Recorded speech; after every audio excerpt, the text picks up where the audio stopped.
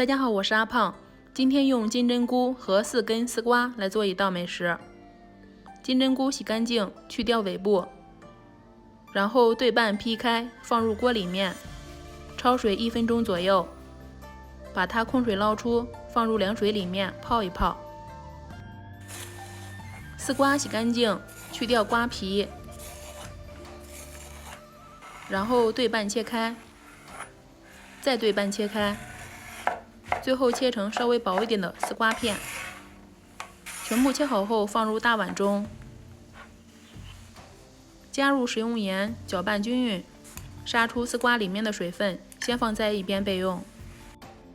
再准备一些干净无虾线的虾仁，把它切成小碎丁，先放入盘中备用。接下来准备点肉末，加入料酒、少许老抽、1大勺生抽、蚝油、鸡汁、食用盐，调下味，顺着一个方向先搅拌上劲，再把切好的虾肉加进来。金针菇攒干水分，把它切成末。切好之后放入大碗中。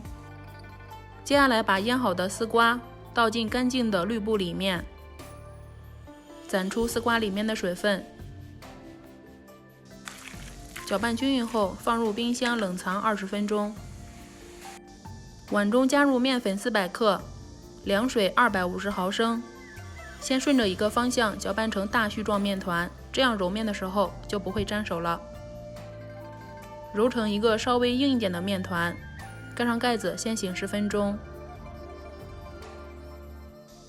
时间到，取出面团，再揉一揉，把面团揉上劲，这样吃的时候它的口感就会劲道一些。然后中间戳出一个窝窝，搓成长条，再下成均匀的面剂子，撒一点干粉防粘，再把每个面剂子按压一下，最后擀成中间厚两边薄的面皮，放上调好的馅料，先把边缘捏合，再用双手的拇指、食指挤压一下。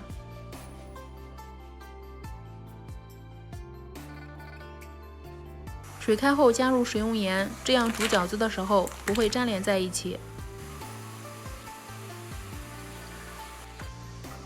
香喷喷的饺子已经煮熟了。